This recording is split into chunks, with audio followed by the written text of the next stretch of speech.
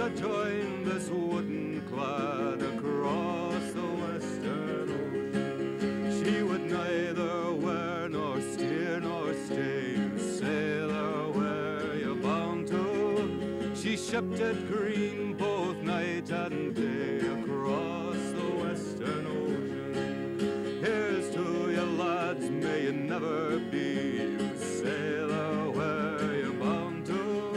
In a hungry bitch the likes of she across the western ocean.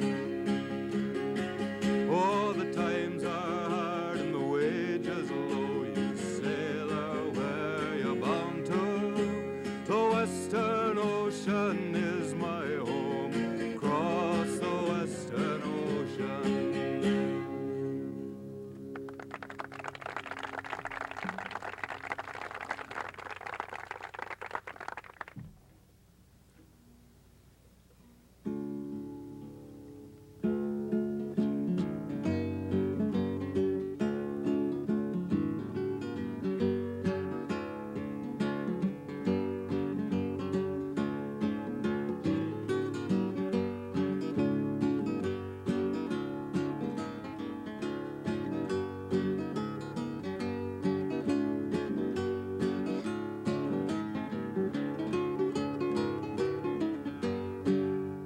Where's this road go?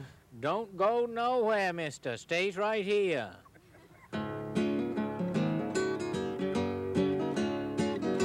Well, I'm going to Portland. Well, go right ahead. I'm not stopping you.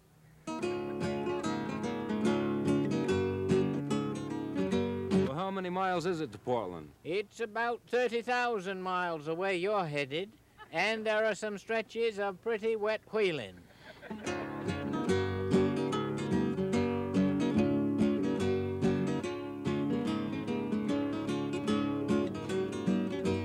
Can I take this road to Portland? You can, but Portland already has enough roads as it is. Well,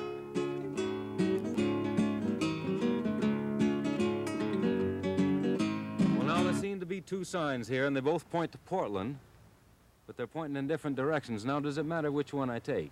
Not to me, it don't.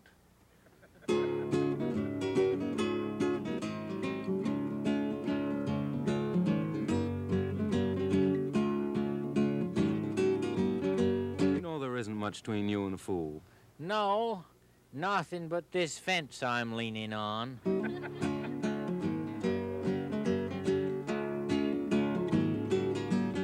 Well, do you know where the nearest gas station is? No, I don't.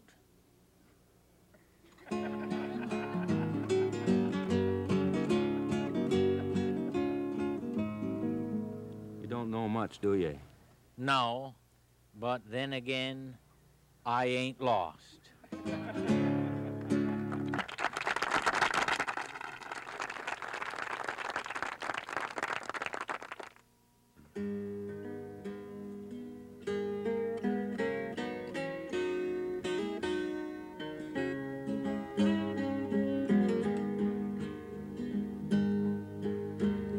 March 29th, 1910, the little brig Daisy did sail.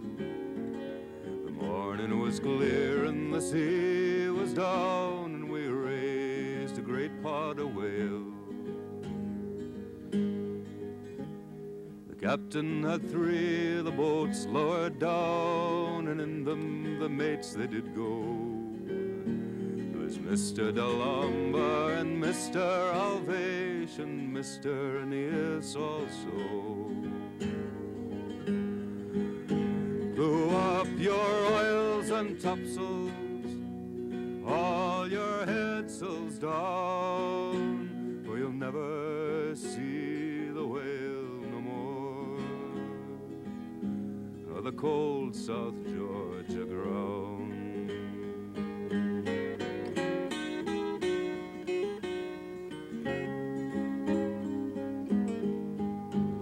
The whales did rise a mile from the ship, and the other two mates made their kill.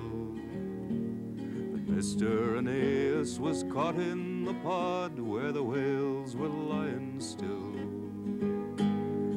Mr. Aeneas stood still in the bow, and he had his lance in his hand. The whale he had harpooned would not break away, and would neither sound nor run.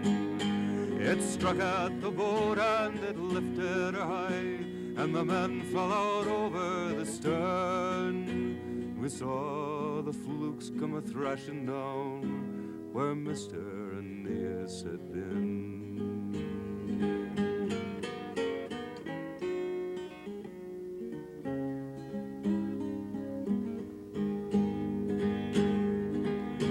Glue up your oils and topsails, all your headsails down, for you'll never see the whale no more,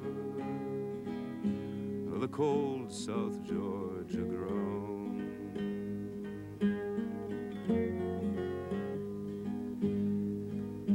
Now the captain had the stern boat lowered away, and we searched where the whales did sound. 5 men we gathered from out the sea, but Mr. Aeneas was gone.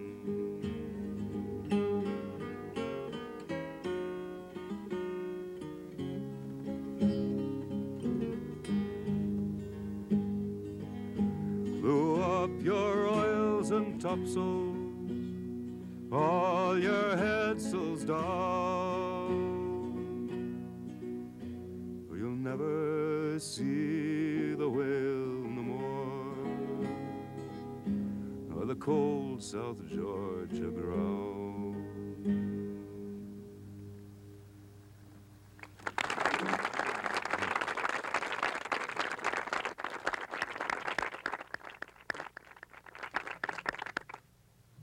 I've got to read you a poem. It's called a ballad, and it's written by Ruth Moore. She lives here on the island. She lives in Bass Harbor. She wrote this crazy little book of ballads. Most beautiful little book I've ever seen. It's called Cold as a Dog in the Wind Northeast. And this is the ballad of the night Charlie tended Ware. Now, a ware is a fish trap, big stakes out, and you hang nets from it. Charlie had a herring ware down to Bailey's Bight. He got up to tend it in the middle of the night. Late October, midnight black as tar. Nothing out the window but a big cold star.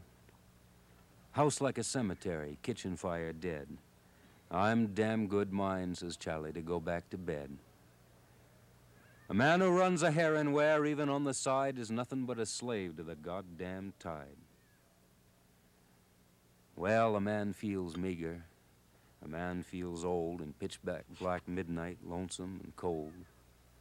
Chills in his stomach like 4,000 mice, and the very buttons on his pants little lumps of ice. Times he gets to feeling it's no damn use. So Charlie had a pitcher full in his orange juice. Then he felt better than he had before, so he had another pitcherful to get him to the shore.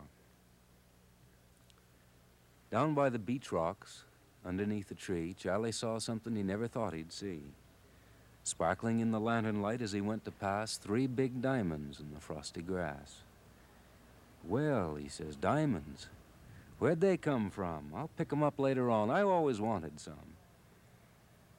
Then he hauled in his dory. She felt light as air. And in the dark midnight, rode off to tend Ware. Out by the Ware gate, Charlie found an old sea serpent swimming round and round. Head like a washtub, whiskers like thatch, breath like the flame on a Portland star match. Black in the lantern light, up he rose, a great big barnacle on the end of his nose. He looked Charlie over, surly and cross. Them fish you got shut up in there belongs to my boss. Fish, says Charlie. Fish in there? Why, I ain't caught a fish since I built the damn ware. Well, says the sea serpent, nevertheless, there's 10,000 bushels at a rough guess. Charlie moved the lantern, give his oars a pull, and he saw that the ware was brim belay full. Fish rising out of water 1 trillion at a time, and the side of each and every one was like a silver dime. Well, says the sea serpent, what are you going to do? They're uncomfortable, and they don't belong to you. So open this contraption up and let 'em go. Come on, shake the lead out. The boss says so. Does, says Charlie. Who the hell is he thinks he can sit back and send word to me? Sea serpent swiveled round. He made a water spout. Keep on, brother, and you'll find out. Why, says Charlie, you're nothing but a lie so old you're hoary, so get your dirty whiskers off the gunnel of my dory. The sea serpent twizzled. He heaved underneath. He skun back a set of sharp yellow teeth. He come at Charlie with a gurgly roar, and Charlie let him have it with a port side oar, right on the noggin. Hell of a knock. The old sea serpent, he sunk like a rock. So go on back, yells Charlie, and tell the old jerk not to send the boy to do a man's work. Then over by the ware gate, tinkly and clear, a pretty little voice says, "Yoo-hoo, Charlie dear." "Now what?" says Charlie. "This ain't funny." And the same sweet voice says, "Yoo-hoo, Charlie honey." And there on the seine pole, right in the ware, was a little green mermaid combing out her hair. "All right," says Charlie, "I see you, and I know who you come from, so you get too." He let fly his bailing scoop. It landed with a clunk. And when the water settled, the mermaid, she had sunk. Then the ocean heaved behind him with a mighty heave and hiss, and a thundery, rumbly voice remarked, "I'm goddamn sick of this." And up come an old man, white from top to toe, whiter than a daisy field, whiter than the snow, carrying a pitchfork with 3 tines on it, muttering in his whiskers and madder than a hornet. "My sea serpent is so lame that he can hardly stir, and my best mermaid, you've raised a lump on her, and you've been pretty sassy calling me a jerk, so now the old man has come to do a man's work." "Look," says Charlie, "why don't you leave me be? You may be the hoary old man of the sea, but I got a run of fish here shut up inside, and you keep on frigging around, you'll make me lose the tide." Well, the next thing that Charlie knew, he was lying on the sand. The painter of his dory was right beside his hand. He could see across the bay, calm and still and wide. It was full daylight, and it was high tide. "Well," says Charlie, "what am I about?" His oars weren't wet, so he hadn't been out. "Oh," he thought, "diamonds underneath the tree. Seems to me I found some. I better go see." But he couldn't find any, not one gem. Only 3 little owl dungs with a frost on them.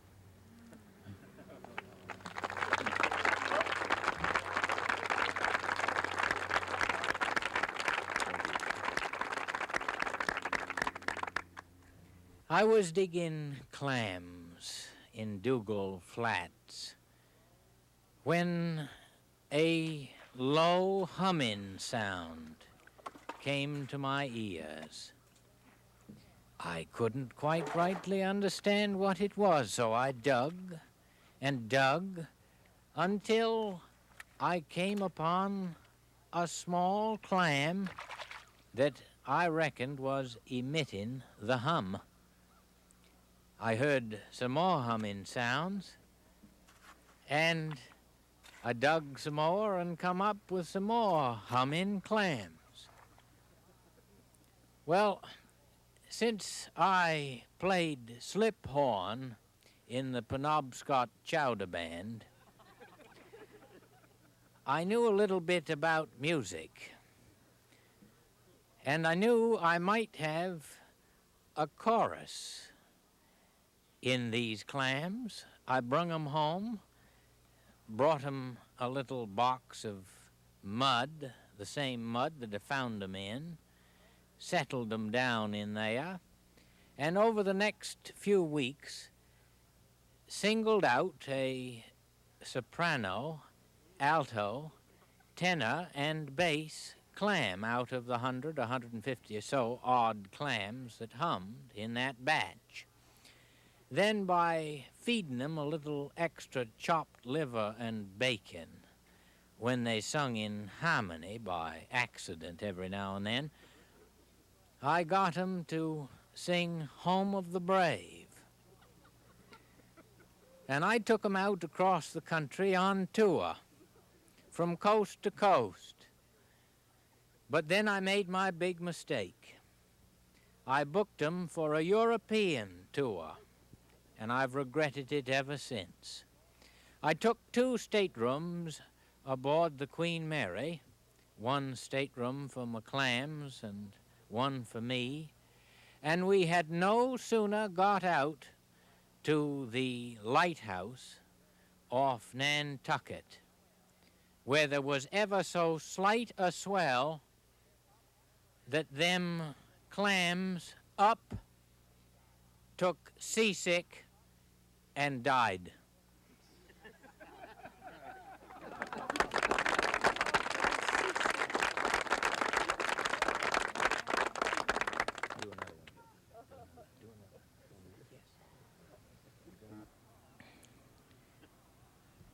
My pa, as he grew older, become a little balmy. I brung him down to Portland to see the big city sights. We was walking along Front Street, and a Seagull flew in from the harbor overhead and let one drop right on Pa's bald pate. Well, I said, "Now, Pa, you stay right there.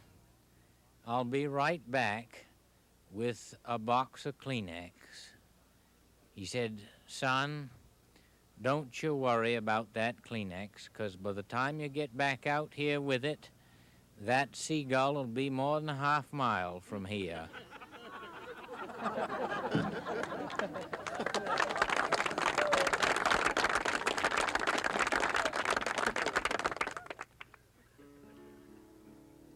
That's a classic. You can go home and tell your children that.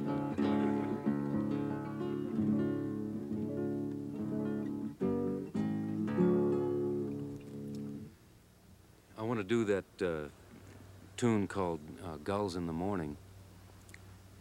I made it up when I was living on the Stephen Tabor. She's an old schooner that sails around here. I used to live on her in the winter. And it's about gulls, but more what they're doing than what they sound like. And it's in a slightly South American style because I wrote it for a friend of mine who's a guitarist, and he comes from South America.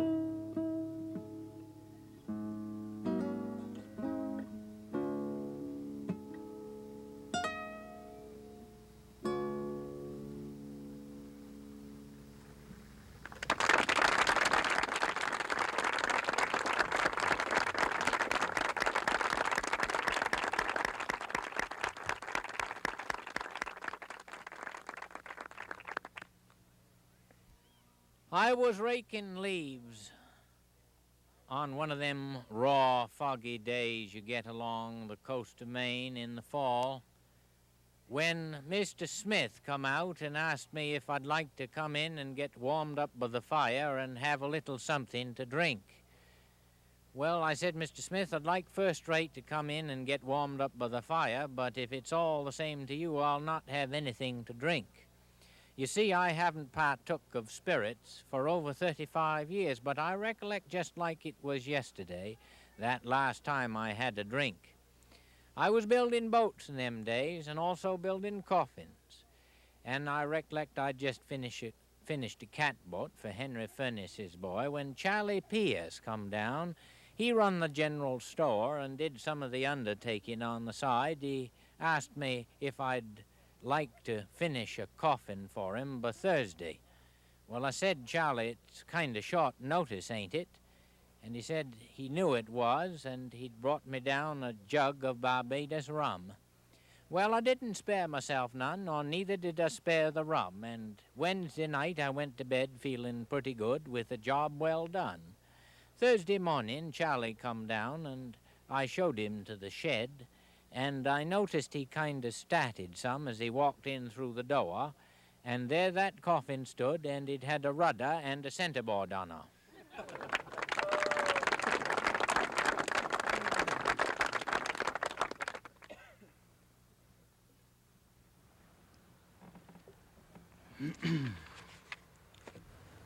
I'd like to read you a poem called Drying Sails in Isle of Hope.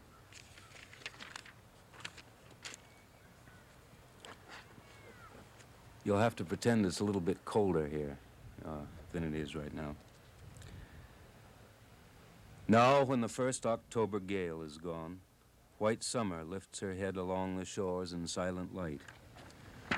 The spruces bask along the hills, and yellow houses scattered up the fields slake themselves with sun against the winter. A little girl stands down among the rocks, unmoving, faded to blend among the stone, and considers the catch in stolid silence. She watches as she would a pausing bird that with the coming storm sought haven here in her front dooryard. Now it lifts its wings in summer's short return, but does not fly.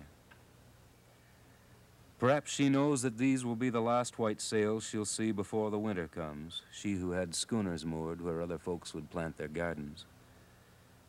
Now she wonders why this migrant bird would spread its wings and yet lie quietly floating in the sun.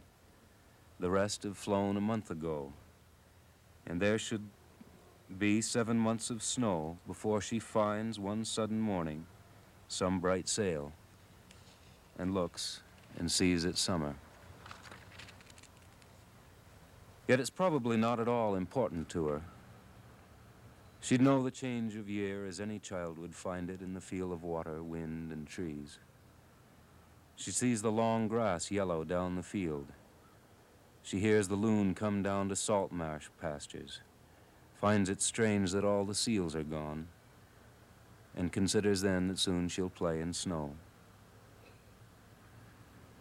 But still to her the boats send back the word. When they have gone, the white, calm days go too, and soon the spruce will darken and the fields run white with frost along the cresting granite. And so this last stray bird of summer brings with one bright day the sudden dream that still perhaps there's time to run in fields neglected when she thought the season was still young. And now she stops to watch the ketch's mainsail flapping slowly, not really watching it at all, but seeing instead in one clear, brittle moment all the universe of seasons, dreaming and endless, caught now between boat and water and island, and hearing herself thinking very carefully, this is the whole wide world, and at this moment I am 7 years and almost 4 months old, and halfway between that sailboat and this rock is all that's left of summer.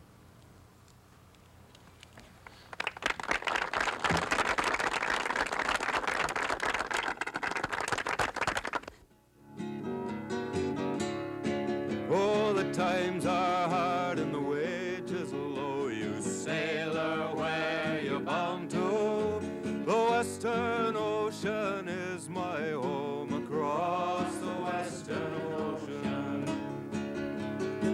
I thought I heard the old mate say, "You sailor, where you bound to?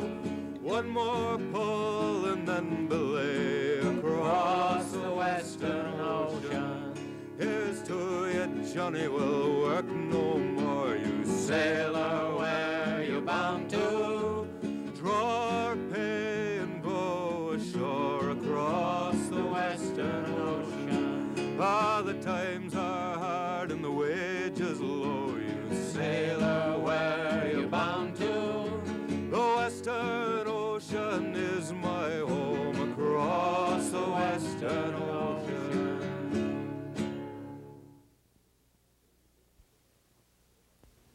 The preceding was made possible by a grant from the Corporation for Public Broadcasting.